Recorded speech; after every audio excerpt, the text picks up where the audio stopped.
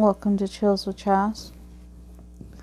We'll be continuing the Haunted Heartland series with the last story of Chapter 1, Lincoln and the Supernatural. Let's get into it. Abraham Lincoln hovered over the telegraph key in the U.S. War Department office in Washington, D.C. on June 7, 1864, waiting for word from General Ulysses S. Grant, who was nearing Richmond. Oblivious to everything but the Civil War, he paid scant attention to the opening of the Republican Party convention in Baltimore, Maryland. He left the office only to eat a hasty lunch in the White House. It wasn't that the president didn't care about his own renomination taking place 40 miles away. He didn't give it a thought because he knew he would be nominated and elected to a second term. He also knew, because of a vision 4 years before, that he would not survive that term. Shortly after his election in 1860, on a day when the news of his victory over fellow Illinoisan Stephen A.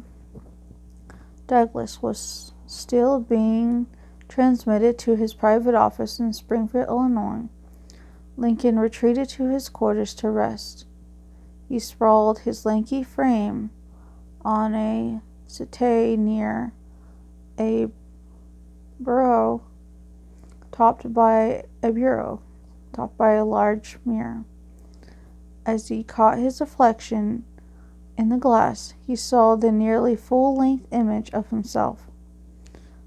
Hardly odd, except that Lincoln later confided to a friend, "My face, I noticed, had two separate and distinct images, the tip of the nose of one being about 3 inches from the top of the other.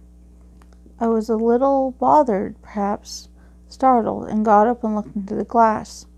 The vision vanished.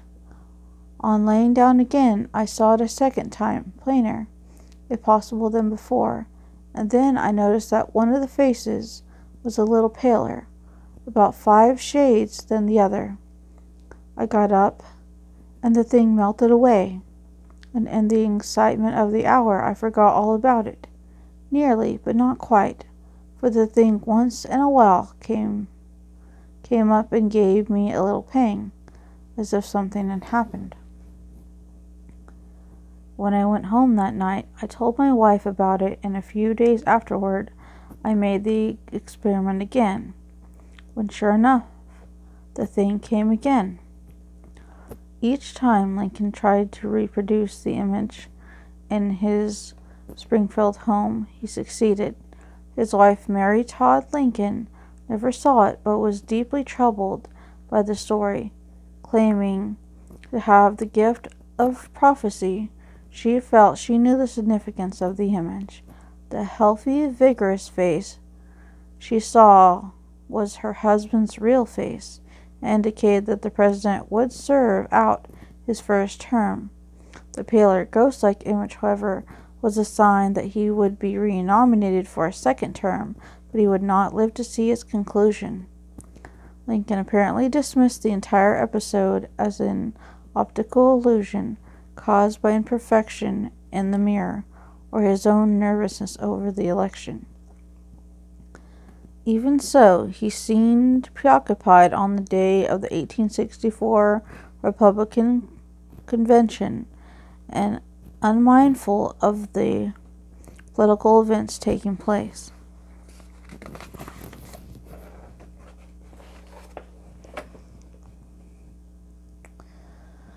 An account of the day by one of his aides elaborates on his disinterest. The president returned to the War Department after lunch in the White House. As he strode toward the office where information from the front line was being received, he was handed a telegram from Baltimore. It said that Andrew Jackson of Tennessee had been nominated as vice president. Jackson had been Lincoln's military governor in occupied Tennessee since 1862. Lincoln looked perplexed. "This is strange," he commented. "I thought it was usual to nominate the candidate for president first. But Mr. President, his aide replied, have you not heard of your own nomination? It was telegrammed to you at the White House 2 hours ago. The president shook his head. He hadn't even paused in his private office to receive the information. Later he attached great meaning to that inattentiveness to recalling his strange encounter with the mirror 4 years before. Surely, he thought, a hand was guiding him toward a destiny over which he had no control. Abraham Lincoln had always had a melancholy nature. The loss of his own mother as a child, constant, hard, physical labor, and the struggle to achieve an education combined to make him serious, even when cracking a joke. The Civil War shadowed his countenance with almost constant sorrow. The heavy losses on both sides and the divided loyalties the war called up pained him deeply. His wife's brother fought for the Confederates, and his own ancestry was Southern. Lincoln paid factual attention to even the most minute details concerning the war. By the time of his re-election in 1864, deep lines etched his face, and heavy black circles underlined his eyes. Typically, he slept little. During the 5 years he lived in the White House, he took less than a month's vacation. His only escape was an occasional theater outing or a late buggy ride. Shakespeare and the Bible gave him solace at night. But there may have been more to his sadness than even he would admit. The disturbing mirror image in his Springfield home was only the first incident that seemed to predict doom. Lincoln is widely reported to have dreamt of his own death. Ward Hill Lamon, a close friend of Lincoln's, wrote down what the president told him on an evening in 1865. About 10 days ago, I retired very late. I soon began to dream. There seemed to be a death-like stillness about me. Then I heard subdued sobs, as if a number of people were weeping. I thought I left my bed and wandered downstairs. There, the silence was broken by the same pitiful sobbing. But the mourners were invisible. I went from room to room. No living person was in sight, but the same mournful sound of distress met me as I passed alone. I was puzzled and alarmed, determined to find the cause of a state of things so mysterious and shocking. I kept on until I arrived at the east room. Before me was a cataphus, of which rested a corpse wrapped in funeral vestments. Around it were stationed soldiers who were acting as guards, and there was a throng of people who gazing mournfully upon the corpse whose face was covered. Others wept pitifully. "Who is dead in the White House?" I demanded of one of the soldiers. "The president," was his answer. "He was killed by an assassin."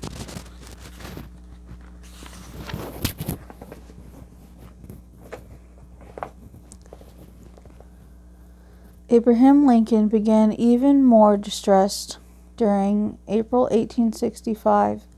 Although Northern forces now firmly controlled the war, Lincoln rejoiced very little. A few days after his horrifying dream, on April 14, 1865, President Lincoln called a meeting of his cabinet. Secretary of War Edwin M. Stanton, arriving 20 minutes late with apologies, the meeting proceeded as scheduled. As Stanton and Attorney General James Speed later departed, the Secretary of War said he was pleased with the amount of work the men had accomplished, But you were not here at the beginning, Speed countered. You do not know what passed. When we entered the council chamber, we found the president seated at the top of the table with his face buried between his hands. Presently he raised it, and we saw that he looked grave and worn. The president spoke. Gentlemen, before long, you will have important news. The cabinet members were anxious to hear what Lincoln might have. They pressed him, but he demurred. I have heard nothing. I have had no news, but you will hear tomorrow. He hesitated, then continued. I have had a dream. I have dreamt that dream 3 times before. Once before the Battle of Bull Run, once on another occasion, and again last night. I am in a boat alone on a boundless sea. I have no oars, no rudder. I am helpless. I drift. Shortly after 10 o'clock that evening, while the President and Miss Lincoln enjoyed a rare outing at the performance of Our American Cousin at Ford's Theater, a Southern sympathizer named John Wilkes Booth shot Lincoln in the back of the head.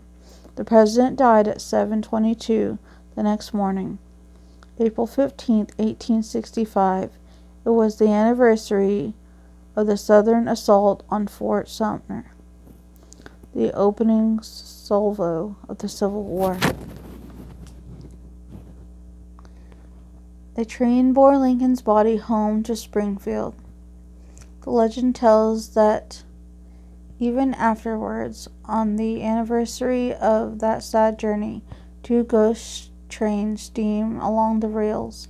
The first engine pulls several cars, all draped in black. In one car, a military band plays a funeral dirge. Before the belching black smoke of the locomotive can drift away, a second steam engine heaves into sight. Its only attachment is a flat car upon which rests a coffin bearing the remains of President Lincoln. Each April, the ghost train travels the route between Washington and Illinois. They never reach Springfield. The curious event connected with Abraham Lincoln did not end with his death. Little Willie Lincoln, the president's favorite son, died while his father occupied the White House. Mary Todd Lincoln never again set foot in his bedroom, but others say they have seen the ghost of a little boy in there. Lincoln's oldest son, Robert Todd Lincoln, died fewer than 60 years ago in 1926. His life, too short, was touched with a perplexing psychic cast. Robert was with his father when he died of the wound inflicted by John Wilkes Booth. 16 years later, in 1881, James A. Garfield, less than 4 months after taking office as the 20th President of the United States, strolled through a railroad station in Washington, D.C. Robert Lincoln, his Secretary of War, was at his side when a crazed Charles Goodyear leaped forward and killed the president. In 1901, President William McKinley invited Robert Bye, then the president of the Pullman Company, to tour the Pan American Exposition in Buffalo, New York. And an anarchist named Leon F. Scovelot fired a pistol at President McKinley, and Robert witnessed the third death of an American president. As a result, this prominent statesman, and lawyer, a graduate of Harvard University, refused ever again to meet